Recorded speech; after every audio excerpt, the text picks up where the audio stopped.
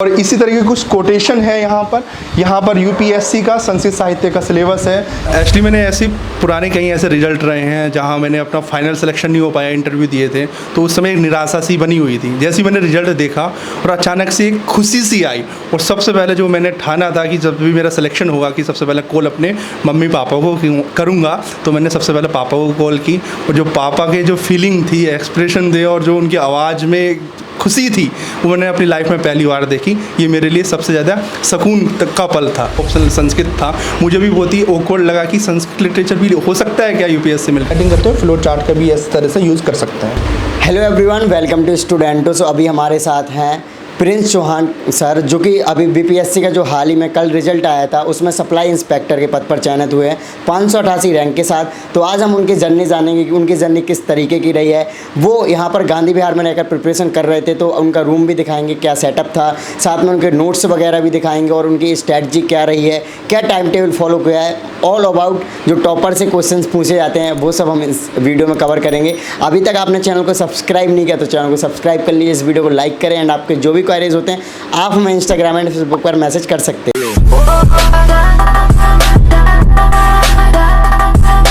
Hi everyone, this is Prince Chauhan, I am come from Uttarakhand. आइए आज मैं अपना रूम टूर करवाता हूँ। देखिए यहाँ पर आप देख सकते हैं, ये मैं बेसिकली मेरा ऑप्शनल संस्कृत साहित्य है। तो यहाँ पर देखेंगे मैंने यहाँ पर रूप लिख रखे हैं, शब्द रूप हैं ये। यहाँ पर राम हरि गुरु के रूप है। यहाँ पर 100 ट्रिक मैंने यहाँ पर बनाई है। सेम इसी तरह के यहाँ पर मैंने धातु रूप का भी बनाया है। यहाँ पर धातु का रूप आप देख सकते हैं, जो बचपन में आपने पढ़ा भी होगा, है ना, पट्टी के रूप। और इसी तरीके कुछ कोटेशन है यहाँ पर यूपीएससी का संस्कृत साहित्य का सिलेबस है। यहाँ पर ये यूपी पीसीएस का भी है और बिहार पीसीएस का भी यहीं पर ही था सिलेबस अभी, ठीक है। तो इस तरह से यहाँ पर आप देख सकते हैं, जैसा कि हर यूपीएससी एस्पिरेंट के रूम पर ये 2 चार्ट जरूर मिलेंगे। एक होगा आपका इंडिया का मैप, एक होगा वर्ल्ड का मैप। इसके साथ साथ मैं यहाँ पर थोड़ा सा टीचिंग वगैरह भी करता हूँ, तो यहाँ पर व्हाइट बोर्ड भी अवेलेबल है। तो यहाँ पर मैं पढ़ाता हूँ इस तरह से। और ये एक छोटा सा रूम है अपना, और यहाँ पर ही पढ़ाई होती है इस 25 डेस्क के रूम में। यहाँ पर ही मेहनत होती है, यहाँ परिश्रम होता है। यहाँ पर आप देख सकते हैं ये नोट्स है सोशल ऑडिट के। यहाँ पर मैंने बताया सोशल ऑडिट क्या है, इसका ओरिजिन कहाँ पर हुआ है, यहाँ पर आवश्यकता क्यों है सोशल ऑडिट की, सोशल ऑडिट के सिद्धांत बताए हैं मैंने। यहाँ पर सोशल ऑडिट साइकिल, महत्व, ये सब लिमिटेशन और लिमिटेशन को कैसे दूर किया जा सकता है, इन सब चीज़ों पर चर्चा हुई है। यहाँ पर आप देख सकते हैं फ्लो चार्ट का भी यूज हमने किया है। तो आप आंसर राइटिंग करते हो फ्लो चार्ट का भी इस तरह से यूज़ कर सकते हैं। तो सबसे पहले सर आप अपना एजुकेशन बैकग्राउंड बताइए कि आपका एजुकेशन बैकग्राउंड क्या है। मेरा एजुकेशन सरस्वती विद्या मंदिर, सरस्वती शिशु मंदिर से हुई है, और ग्रेजुएशन मेरा रोहिलखंड यूनिवर्सिटी से हुआ है, और मैंने बीएससी किया है मैथमेटिक्स से रोहिलखंड यूनिवर्सिटी से। ओके, सो सर अभी हाल ही में आप बीपीएससी क्लियर किया है, तो सबसे पहले जब आपका रिजल्ट आया और सबसे पहले आपने रिजल्ट देखा, तो उस टाइम का एक्सपीरियंस या फीलिंग्स कैसे थे सर? एक्चुअली मैंने ऐसे पुराने कई ऐसे रिजल्ट रहे हैं जहाँ मैंने अपना फाइनल सिलेक्शन नहीं हो पाया, इंटरव्यू दिए थे, तो उस समय एक निराशा सी बनी हुई थी। जैसे ही मैंने रिजल्ट देखा और अचानक से एक खुशी सी आई, और सबसे पहले जो मैंने ठाना था कि जब भी मेरा सिलेक्शन होगा कि सबसे पहले कॉल अपने मम्मी पापा को करूँगा, तो मैंने सबसे पहले पापा को कॉल की। और जो पापा के जो फीलिंग थी, एक्सप्रेशन थे और जो उनकी आवाज़ में खुशी थी, वो मैंने अपनी लाइफ में पहली बार देखी। ये मेरे लिए सबसे ज़्यादा सुकून तक का पल था।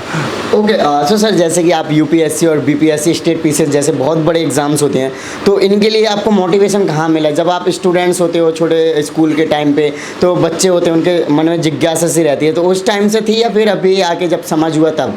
एक्चुअली शुरुआत में जो मेरे पेरेंट्स थे, पापा, वो सिविल सर्विस के बारे में मुझे मोटिवेट करते थे, कुछ बताते थे। मैंने कहीं ऐसे लाइव इनकाउंटर्स हुए हैं मेरे सामने कि मैंने एसडीएम से मिला हूँ, डीएम से मिला हूँ, तो काफ़ी मुझे मोटिवेट किया है उन परिस्थितियों ने। और मेरा शुरू से ही था, जब मैं अपनी हाई स्कूल कर रहा था, इंटर 12th किया, उस समय से था मेरे मन में कि मुझे सिविल सर्विस में ही जाना है। सर अगर आपके फैमिली बैकग्राउंड की बात करें तो वो क्या है सर आपका? मेरे पापा किसान हैं, खेती करते हैं, और सिंपल सा बस यही हमारा बैकग्राउंड है। सो आप कहाँ से बिलोंग करते हो बेसिकली? बेसिकली मैं उत्तराखंड के उधम सिंह नगर डिस्ट्रिक्ट से बिलोंग करता हूँ जी। ओके सर, सो जैसे कि आपने बताया आप किसान हो, तो आपने भी काम किया होगा खेतों में, तो आप कौन सी फसल को सबसे ज़्यादा आपने जाके काम किया को? मान लो गेहूं की फसल हो सकती है, कुछ भी ऐसा। एक्चुअली हमारे पेरेंट्स ने हमें स्पेसिफिक देखा जाए तो खेती पे इतना ध्यान नहीं दिलवाया। सिर्फ उनका फोकस था कि बेटा हमारा पढ़े, तो उन्होंने इतना ध्यान खेती की ओर नहीं करवाया। लेकिन बेसिकली अगर देखा जाए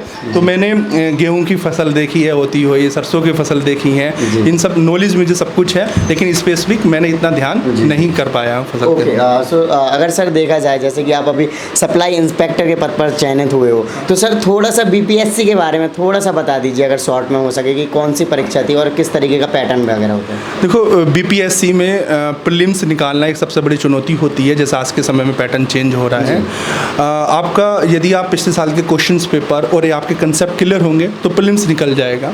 फिर आपके मेंस की बारी, तो मेंस में वहाँ पर जीएस में 2 पेपर होते हैं। फर्स्ट पेपर में स्टैटिक्स का जो पोर्शन होता है बहुत ही इंपॉर्टेंट पोर्शन होता है।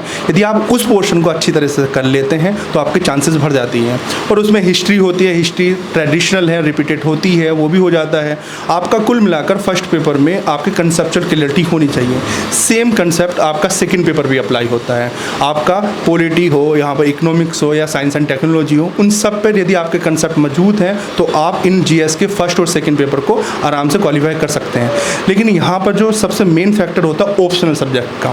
यदि आप एक ऐसा ऑप्शनल सब्जेक्ट ले रहे हैं जो कि हाई स्कोरिंग सब्जेक्ट है, काफ़ी अच्छा नंबर देता है, और एक छोटा सब्जेक्ट जिसका सिलेबस बहुत ही छोटा है, तो आप उस सब्जेक्ट को क्वालिफाई कर बीपीएससी को आराम से क्वालिफाई कर सकते हैं। ओके सो सर आपका जैसे कि मीडियम हिंदी है, तो सर जैसे कि आपने संस्कृत लिटरेचर लिया है, तो अगर एक मतलब मेरे कॉलेज का वाक्य देखूँ तो मेरे एक फ्रेंड का मतलब वो मेरे बैचमेट थे, मेरे एक फ्रेंड थे सीनियर, तो उन्होंने किसी मतलब अपने मेरे बैचमेट से पूछा कि आप कौन से कोर्स से हो, तो उसने बोला एंशिएंट लिटरेचर, मतलब उसने संस्कृत ऑनर्स नहीं बताया कि मैं संस्कृत ऑनर्स से ग्रेजुएशन कर रहा हूँ। तो सर आपका क्या कारण था कि आपने संस्कृत लिटरेचर लिया? लोग इसको बताना नहीं चाहते हैं अगर इस तरीके से उनकी बात को लेकर देखें तो। बिल्कुल आपकी बात बिल्कुल ठीक है कि लोग बाग मेरे साथ ही इंसिडेंट हुआ था कि किसी बंदे का ऑप्शनल संस्कृत था। मुझे भी बहुत ही ऑकवर्ड लगा कि संस्कृत लिटरेचर भी हो सकता है क्या यूपीएससी में, यूपीएससी या सिविल सर्विस के एग्ज़ाम पर। तो फिर मैंने महसूस किया कि इसका सिलेबस देखा और इसका सिलेक्शन रेशियो देखा, है ना, तो मुझे लगा सिलेक्शन रेशियो इतना ज़्यादा है, मैं क्यों ना इस सब्जेक्ट को ट्राई करता हूँ। लोगों के मन में धारणा इसलिए बनी हुई है क्योंकि उन्होंने कभी संस्कृत पढ़ा नहीं है। आप जब तक किसी सब्जेक्ट को नहीं पढ़े होते हैं तो आप उसके बारे में कैसे धारणा बना सकते हैं कि ये आसान है या भारी है। पहले आप उसके बारे में पढ़िए, उसका सिलेबस देखिए, पिछले साल के क्वेश्चन पेपर देखिए, तो आपको पता चलेगा कि ये सब्जेक्ट बहुत ही अंकदायी है। और आपके बीपीएससी में बात करूँ तो 300 में से 200 प्लस मार्क्स आ सकते हैं आपके संस्कृत जैसे ऑप्शनल में। संस्कृत यहाँ के अलावा यूपीएससी में और यूपीपीसीएस में भी बहुत स्कोरिंग सब्जेक्ट है, यूपीपीसीएस में भी वो ग्रो कर रहा है, यूपीएससी में भी ग्रो कर रहा है। तो ऐसी धारणा बनाना बिल्कुल गलत है। जब तक आपने किसी सब्जेक्ट को नहीं पढ़ा है तब तक तो बिल्कुल भी नहीं। तो सर आगे बढ़ने से पहले अगर हम बात करें आपकी जर्नी की, तो सबसे पहले आप ये बताइए कि आपने प्रिपरेशन कब से स्टार्ट किया और यहाँ मुखर्जी नगर देखा जाए तो कब से आए और कौन सी एग्ज़ाम कब दी इसके साथ? देखिए मैंने जो प्रिपरेशन करनी स्टार्ट की वो 2014 के लास्ट में किया और 2015 से मैंने एग्ज़ाम देने शुरू किए। मैंने पहला अटैम्प्ट जो मेरा यूपीएससी और यूपीपीसीएस दोनों का था। यूपीएससी में मुझे सफलता नहीं मिली लेकिन यूपीपीसीएस का मैंने प्रीलिम्स क्वालिफाई किया। उसमें मेरे काफ़ी अच्छे नंबर आए और मुझे पहले प्रयास में इंटरव्यू देने का भी मौका मिला, लेकिन मैं फाइनल सिलेक्शन नहीं ले पाया। फिर 2016 में बात करता हूँ तो 2016 में फिर एक बार यूपीएससी का मेरा अटैम्प्ट मैं सक्सेस नहीं हो पाया प्रीलिम्स में, लेकिन फिर 2016 में मैंने यूपीपीसीएस दिया, उसका प्रीलिम्स क्वालिफाई किया, लेकिन इस बार मेंस क्वालिफाई नहीं कर पाया। लेकिन 2017 की बात करूँ, 2017 में मैंने असिस्टेंट कमांडेंट का यूपीएससी का एग्ज़ाम दिया और उसमें मैंने इंटरव्यू तक पहुँचा। तो मेरा पहला अनुभव एक इंटरव्यू का यूपीएससी में असिस्टेंट कमांडेंट के रूप में रहा। 2017 में फिर मैंने यूपीपीसीएस भी दे रहा था, उसमें मैं क्वालिफाई होता हूँ, फिर एक बार इंटरव्यू देता हूँ यहाँ पर यूपीपीसीएस में भी, और यूपीपीसीएस में भी फिर मुझे एक बार फिर असफलता मिलती है और असिस्टेंट कमांडेंट में भी मैं वहाँ पर क्वालिफाई नहीं कर पाता हूँ। तो ये मेरे लिए एक बहुत ही चैलेंजिंग रहा कि मैं फेल हो रहा हूँ, असफल हो रहा हूँ। तो मैंने यहाँ पर ये देखता हूँ कि इसके पीछे जो मेरा मेन जो असफलता का कारण है वो इंटरव्यू था। मैं काफ़ी इंट्रोवर्ट हुआ करता था, कैसे कि दूसरे से बोलता नहीं था। तो यही देखा मैंने जब मार्कशीट आई मेरी यूपीपीसीएस की और असिस्टेंट कमांडेंट की, वहाँ पर मुझे बहुत कम मार्क्स मिले इंटरव्यू में। तो मैंने अब यहाँ से अपनी पर्सनैलिटी को चेंज करना शुरू किया और मैंने टीचिंग करनी स्टार्ट की। हाँ, टीचिंग करनी मैंने स्टार्ट की। ओके सो अगर हम बात करें आपके जैसे कि बीपीएससी की अगर देखा जाए, अभी आप क्लियर कर दिए, तो इसमें अब आगे क्या करोगे आप? कैसे क्या काम करना होगा सप्लाई इंस्पेक्टर में अगर देखा जाए तो? सप्लाई इंस्पेक्टर पद पर बनने का जो हमारी जिम्मेदारियां हैं, जो सरकार ने हमें जिम्मेदारी देगी, सप्लाई चेन को मजबूत करना, पीडीएस सिस्टम को मजबूत करना, उसे अच्छी तरह से मुझे अपना कर्तव्य निभाना है। जो समाज का सबसे कमज़ोर तबका है, जो कि जिसे अच्छी तरह से अनाज नहीं मिल पाता है, अच्छी गुणवत्ता का अनाज नहीं मिल पाता है, जिसके कारण हमारे देश में कुपोषण की समस्या विद्यमान है, उस समस्या को दूर करना मेरी पहली प्राथमिकताओं में से एक रहेगी। ओके, सो क्या अभी आप जैसे बीपीएससी में सिलेक्शन हो गया, इसके बाद यूपीएससी वगैरह में नहीं ट्राई करोगे? यूपीएससी में ज़रूर ट्राई करूँगा। मैं, मेरी कोशिश रहेगी कि मैं आईएएस आईपीएस के पोस्ट पर कम से कम पहुँचूँ। ओके, ज़रूर, ये ज़रूर जल्दी होगा। सो अगर हम बात करें आपके टाइम टेबल की और स्ट्रैटेजी की, तो वो क्या रही है?